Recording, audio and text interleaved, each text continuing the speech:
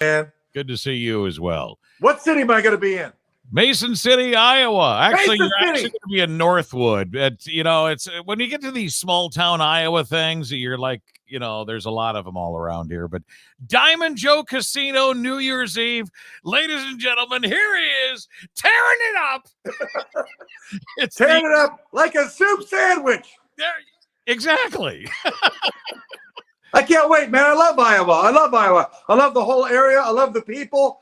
They call it flyover country. If I was there and I saw those jets, I'd be like, keep flying to your miserable nightmare cities. We're down here in a beautiful place. I could live in Iowa, no problem. I've had the pleasure of seeing you actually a few times. And the first time I ever saw you was in the 90s. What? Where? Yeah, I was doing a Christmas party, and you were the comedian, and I was the DJ at the party. Got everybody all fired up, and they were partying all night long. You left. Where was that? It was in Charles City. Wow, is that in Iowa? Yeah, that's in Iowa. It's not too far from here, about a half hour away here. It was back in the 90s. It was at an Elks Club. I don't know how many Elks Clubs. Really? Yes. Are you sure that was me? Okay, whatever. I'll take it. If it went well, I'll take it. What is the victory column? When did you get started? Was it in the 90s? I don't know. I think I started around 91 or 92 or something like that. Yeah, this would have been like late 90s. I'm pretty sure. Yeah. Right. I probably had like 14 minutes of strong material. No, 14 minutes of material. But now that I've been doing it for 30 years, I'm up to 27 minutes of material. Yes, as a headliner. I love it. That's it. And Willie Griswold's going to be up there for about 82 minutes. He's great. That kid's got he's going to be huge. I see his career in my rearview mirror. He's just going to rip past little maniac guy. He's great. Best opener in the business. He tells stories and stuff. So if you like that type of, it's a different vibe. Then I come out and talk too fast and don't enunciate. So it's perfect. Whatever you like, you got it. Yeah, we're looking forward to it. We talked with Willie here the other day. It's all over our website and our social media stuff or whatever. You're going to be on there here soon as well. But have you worked with Willie before on stage? Oh, yeah, I've worked with Willie. We've done a lot of gigs all over the place. All right, super. It's great. Is this your home? Is this your home? You got we're in my house. I wanted to have you over to my house, Harry. Enjoy it. Is that where you tear it up? You tear it up. There's the where's it? The drum set should be back. There's the drums. Come on, we got the ping pong table in the loft. We got it all. We got the fireplace. Actually, I'm moving out of here, but who cares? Oh. Hey, here's the thing. You're showing it. It's for sale. right. That's the purpose. Never mind New Year's Eve. This place is for sale. No, some comics sell T-shirts. I sell my condo. Hey, but here's the thing. You show up at the show. Here's what the people need to know. They show up at the show. I start performing. People that haven't seen me before, they go, when's he going to stop doing this? Yeah. Then about 6 minutes later, they're like, I guess this is what we're doing. That's how it's going to be. And it usually involves a beer bottle. Yeah, I'll do that at the end. Now sometimes I grab the beer and drink it during the whatever I want to. Yeah, exactly. It's New Year's Eve. New Year's Eve, babe. What else would you be doing on New Year's Eve if you weren't doing a show? Or would you be doing a show no matter what? I always do a show. On New Year's Eve. I'm a New Year's Eve comic. I'm loud. I don't know if you know this, but I'm a New Year. That's my style. If I had introspective, nuanced musings, maybe I'd stay home. But I do the jokes, baby. New Year's Eve. Exactly. I love it. And you've been a headliner for quite a few years. And do you remember who was the last one you ever opened up for? That I opened for? Yeah, that you actually on the road? I don't know. I have to think a while. I don't know. Who did I open for that was when I was coming up? I don't know. There was I can't think of, 90s, right? Steve McGrew. I worked with him when I was coming up. I worked, you work with so many guys. I'm trying to decide who to mention. There was a guy named Dak Rako that got me into a million clubs. But, a lot of comics, they get older, they quit, they stop or whatever, They're always funny guys though. Some are dead. What's interesting is when you go into a comedy club, when you first start out, right? You're playing a room, you look at the pictures on the comedy club wall. And I used to go when I was first starting, I was like, oh, that guy's great. Oh, she's great. Oh, that's a great comic. Oh, I shouldn't even be here. I don't qualify to be here. These comics are so good, you know. Now when I walk into a club, I go, hack, dead. Is he still doing it? That guy's still doing it? Dead, hack, unwatchable. They're lucky to have me. You get a big attitude. That's right. Oh man, it's so great. Hey, the Bob and Tom Show. Of course, we have them on here at the Fox. Made my whole career. Really, I was okay. I want Changed you to the feel game. the homage to him. Yeah, I found a million times better than any late night TV spot. right. And did No you? comparison.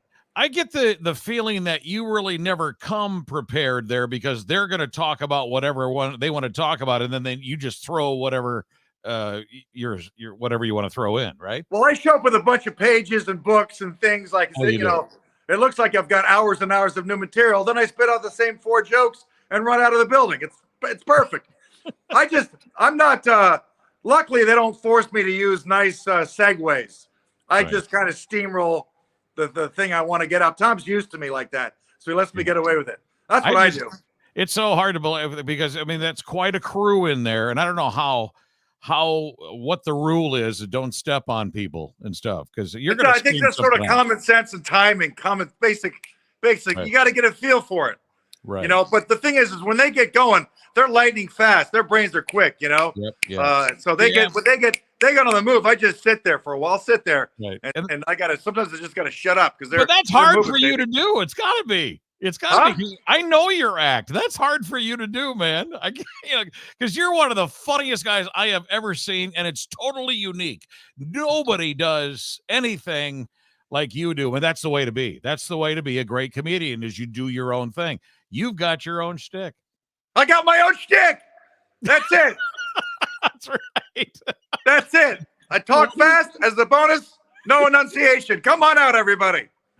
All right, I got a couple more questions. These are more personal now. What did you really want to be when you grew up, when you were a kid? What did I want to be? Comic is, I don't know if I thought about being a comedian, but I always, I'll tell you what about comedy. Sure beats working. It beats working, you know? I say that about what I do. Yeah, I mean, a guy showed up at our college and did comedy and he bombed. And I remember they paid him $10,000. I thought, man, I could bomb for half that. Exactly. You remember your first gig? How old were you? What was I? Wasn't I like 28 or 9 or something? I was late? old, man. I'd already done some stuff. Wow. But I was old. But yeah, I remember. Yeah, I went up, and the guy hosting the show went up after me and said, "Don't blame me. I didn't write that." You know, whatever. You get insulted when you first start. To get going in comedy, you just let the bombing begin. You bomb for a decade, and then you're half watchable. That's right. But what are you going to do when you're bombed? What are you going to do? You just you go to your car, you get a Snapple. Right. You sit there, you look around, and then you think about you show up again. I just kept showing up. I love it. I love it. Something else that's personal for to share with us from Greg Hahn. Who's the most famous person in your phone right now? Well, I got some of my friends have been in trouble and whatnot, but I got, Tosh is in there. Louis C.K.'s in there. Okay. You know, I know some. These are guys that have made it. These are guys that have made it big. These guys are prolific. Do they call you more or you call them more? Well, I can call, but they won't answer the call. They call me if they, if there's an opportunity for a tour overseas or a tour all around the, if they feel like tolerating, the nonsense, I'll get a call. Do you have any idea what they have for a name for you when you're calling them? Like I don't know. They probably say, "Let me see." They're like, "Don't call him. Let's maybe we'll let's call them. Let's call them. I can handle. They'll be like, I can handle 2 more weeks of this." Get your tickets now for this guy, along with Willie Griswold. Willie's going to be opening up for Greg Hahn. Hey, I'll tell you Willie Griswold's the most famous guy I got in my phone. It's a legend. I'll tell you who's the most famous in my phone. Me. I'm the best comedian in my phone. Come on out, everybody. There you go. It's going to be That's my new policy starting today. I open for no man. Come on. Except, no, you do one. You do open up for your Zillow real estate agent. That's right. That's right. No, I'm going to open up for myself. I'm going to come out, say, "How you doing, everybody?" It's not even me yet. I'll be out in a minute. I'll do that New Year's Eve. Gotta love that. I love it. I love it. I'm gonna come out then I'll come out after I open for myself and say, hey, this is gonna be brutal. I'm hard to follow. That's it. I'm doing this bit New Year's Eve. All right. For those of you that are listening to this little podcast, it's diamondjoeworth.com for tickets. You better get them now. It's creeping up here to New Year's Eve, and we've got Greg Hahn and Willie Griswold coming to Iowa, Northwood. Diamond Joe Casino is in the middle of nowhere. I'm serious, Greg, and you're going to love it. That's what I like. Yeah, it's farmland all around. Seriously. Coyotes, whatever. I eat food. I love farmland. I love it. Well, you listen, what are you doing for Christmas before I let you go? I go down to the family. You know, we go down, we hang out, we do the normal stuff. It's great. Are they all like family? Are they all like you? No, they're civil. They're normal. You know? Do you ever get to be normal? You do. It's funny though. It's like, it doesn't matter how old you get. My mom will say stuff like, now, do you know how to get to the turnpike?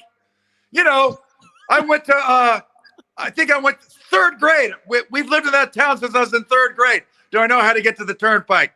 Right. I was an officer in the Marine Corps. You know what I mean? She'll say, okay, so we left the sliding glass door open. Don't wander out. Don't wander out.